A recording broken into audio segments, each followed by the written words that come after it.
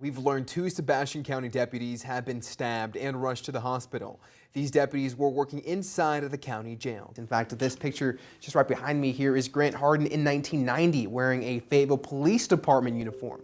We uncovered it today after Harden's personnel file was released to us. The NCAA tournament is finally here, and the Hogs are looking to add to their trophy room after Sunday's big SEC tournament championship win. Dozens and dozens of people are expected to show up to voice their concerns over the deportations taking place and to raise awareness and to show the support for the undocumented people here in Northwest Arkansas. Tonight, we're taking a look back on tornadoes that rocked entire communities in Benton County, both large and small, and we begin in Decatur. Rather than simply taking these cases over, the cold case unit within the Attorney General's office provides local law enforcement agencies with the tools and resources they need to finish what they started and to provide families the answers that they deserve. All right, guys, you might be wondering why we're huffing and puffing, why we're all sweating, coughing. Well, it's because we are here in Springdale, Arkansas, learning traditional folklorical dancing. Now, I just want to give you guys an advisory. We're not the best, but well, some of us did better than others. Dude, I told you not to talk about it like that, but I appreciate it. Thanks. But we tried our hardest, and the ladies here taught us a great dance. Check it out. We have a very special paw professional picker here in the studio. Josh, who is this? This is Harper Rugger right here. And if you remember, a few years ago, we had her on the Fox show when she was much younger. And it was actually a Philadelphia versus Kansas City game. And she picked Kansas City and then kicked the Eagles' treats out of the way. So she looks ready to rock and roll, Josh. She was ready. She was ready to choose some of them already. Who do you think she's going to choose? Yes, I don't know. I'm really hoping she picks the Eagles this year, but we'll see what happens. Harper, are you ready to rock and roll? Oh, she's ready. She's ready. She's eyeing them. Who's she going to pick? Let's go, Harper. Pick it. Oh, the Eagles! To the Eagles! No three-peat. No three-peat. No three-peat. Go.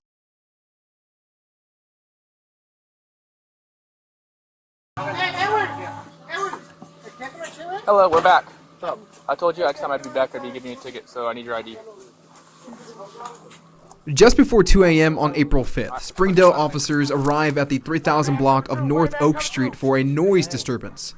Now, it's important to point out at this time, officers claim they have responded to the same location for the same complaint 2 times prior.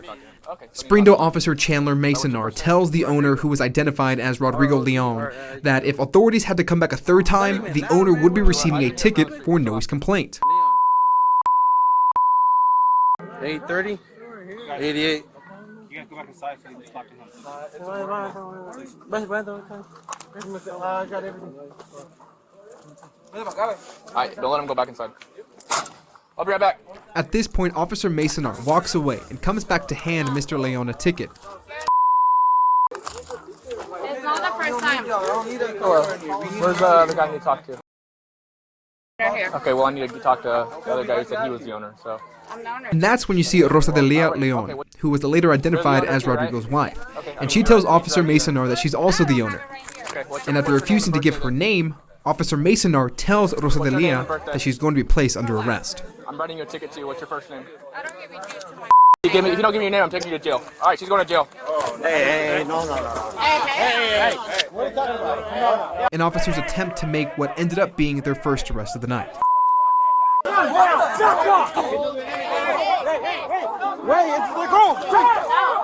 under arrest. Mrs. Leon pleads with officers and states she's willing to cooperate, but Officer Masonar says it's too late. I give it You're to under you, arrest. Too late. I have it. Now this is when we're introduced to Springdale Lieutenant Joshua Kermer, and Officer Masonar catches Lieutenant Kermer up to speed of the events that took place. Alright, you'll get one too. Okay? She said, no, you're not going to give me my ID. Said she's under arrest. Everybody decided to interfere and take us off of her. And now we are showing you body cam footage from Lieutenant Kermer. And you can see him instructing his fellow officers to place the person talking to police in handcuffs. And this is the moment where on camera, the young woman allegedly tried to hit the taser out of the officer's hand, and you can see Lieutenant Kermer pushing the young woman down.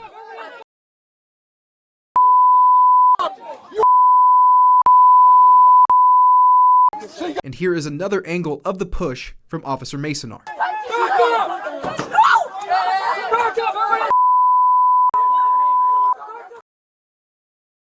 Now we're going back to Lieutenant Kermer's footage, where he's walking inside of the building and that eventually leads to a young man being tased after police say he was uncooperative.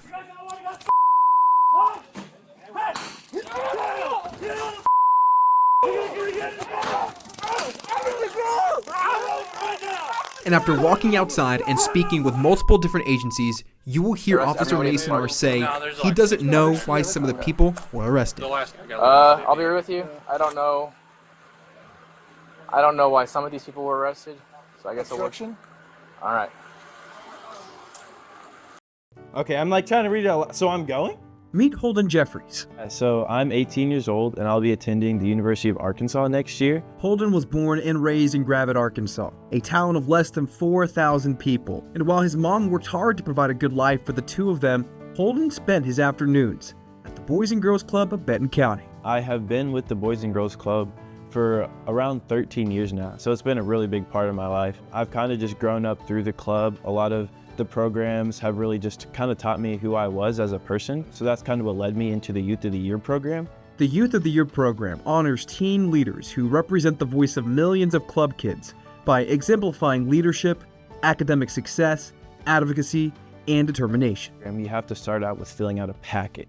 And in that packet, you have to do 3 essays, a resume, a cover letter, and really just kind of really explore who you are. It's a long process, but Holden quickly found success throughout the program. I started at the county level, competed against Benton County, and I advanced and I was able to go to state. And then once I won state, I got to go to Southwest. Once you make it past the state level, you go on to the regional Youth of the Year competition. Just recently in May, I won Southwest, so now I get to go to nationals for Youth of the Year, and I'm very excited about it and just all the opportunities that come with it. But for Holden, one of the unexpected blessings during this entire process was the relationships and experiences he's made along the way. I met my best friend through the Boys and Girls Club, and that is because of the connections that the Boys and Girls Club allows you to cultivate. And with that, I got to meet the biggest mentor in my life, and her name is Ashley. And Ashley, she gets to go with me on all of my Boys and Girls Club journeys, so we travel a lot with the club. But before Holden heads to New York City for the National Youth of the Year ceremony in October, he'll have the opportunity to see the Big Apple for a different, major international event. Before you go, I do want to say this, man. I'm just so impressed with your leadership and just your involvement in the Boys and Girls Club, and I know everybody here has been too. So we have a little surprise for you, man. There's a little box right there, and there's a note inside. Okay. And if you can open it, man, and kind of read it out loud. No, I got you. See what it says for me right there. Congratulations. You have been chosen to take part in one of the most exciting, inspiring, and unforgettable experiences in sports. Being a Coca-Cola flag bearer at the FIFA World Cup. Oh my goodness. Coca-Cola is honored to provide you with once-in-a-lifetime opportunity. We believe in celebrating you, your dreams, and the power you have to inspire others. By becoming a flag bearer, Okay, I'm trying to read it out loud. So I'm going? On July 19th, you'll see Holden and 11 other club teams from across the U.S. who will serve as an official Coca-Cola flag bearer for the FIFA World Cup final. I'm blessed. I really am. So thank you to the club. This means a lot.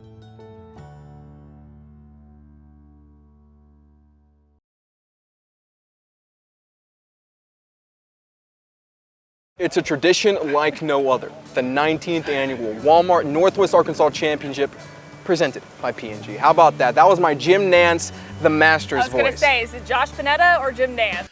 Para hablar de todo lo que está pasando en Venezuela ahorita, Iván, porque nosotros tenemos muchos amigos de Venezuela ahorita y este es un tiempo muy difícil para todos. One of those things too where I've seen on Facebook, it literally says "Save Arkansas Tennis." So many people have put those comments saying, and I think you hit it right in the nail. It's just not being able to have the opportunity to give us a chance to save the program. I guarantee you $2.5 million with all the alumni that the University of Arkansas has had within their tennis program, there's no doubt that they couldn't have raised that money. Yeah, I was excited for the rodeo because I'm dressed for the part. I don't know about Allie here, but I'm ready to get on the bull. That went right over my head. You know, I have some cowboy boots. I just decided not to wear them, but that's okay. Yeah. There's always next time, right? And tomorrow night. And that's the best part about this too, because this is a 2-night event. Friday and Saturday. Everybody's so excited to be here. Gates open at 6:30. The event starts at 8, and they're anticipating a big crowd here. Oh. Just having that ability of being bilingual and being able to talk in Spanish, I immediately called my news director after, and I was like, "Yeah, I was able to get an interview in Spanish. Is this okay?" And he's like, "Josh, that is amazing because it just goes to show that we can connect with so many different people because you're bilingual. And I think that's one story, Michaela, Christina, that I will never forget. Being able to connect with her because I was able to speak Spanish and resonate with her. Sí, y todo eso. Sí. No, porque yo tenía la oportunidad para ir a Dallas para ver el partido y estaba mirando con mis amigos, pero yo tenía mi familia aquí en Arkansas y me estaba diciendo que, Joshua, ¿dónde estás? Porque no le dije que iba a ir a Dallas. Y yo le dije que estaba en Dallas, pero ellos me dijeron, pues no, nosotros vamos a ir a Springdale a ver el partido. Y la verdad, yo no sé por qué me fui a Dallas, porque aquí estaba la fiesta, aquí estaba la gente representando México, representando Inglaterra. Correct him if he's wrong. Something about left. Like the left storm is always the one that produces more hail. And that was a storm that went up to southwest Missouri. And that was the one that caused significant damage. You were actually spot on with that. I'm actually impressed. Wow. When a supercell splits like that. Hey, Christina, clip that. That one's the one you're using for the show. Your left mover is what typically produces more hail. I was Sunday morning getting ready for church, and then I look at my phone. Oh, check to see damage in Rogers tornado. And in my mind, I'm like, man, it's probably like in Beaver Lake or something out in the woods where like nothing happened. Rural, yeah. And then I woke up. And then you woke up. And then I woke up to see that the path of the tornado was a block away from my mom's house. Wow. And like literally like on Walnut Street, like my family lives a couple streets down, and so I'm frantically calling my mom. She's not answering. I call my brother, and I'm like, Jackson. He's like, hello. I'm like, are you good, dude? He's like, yeah. I'm like, was there a tornado there? Yeah. I'm like, is the house okay? The shingles are gone and the trees fell over in the house. I'm like, on the house? He's like, no, on the fence. Just very nonchalant about it. I know.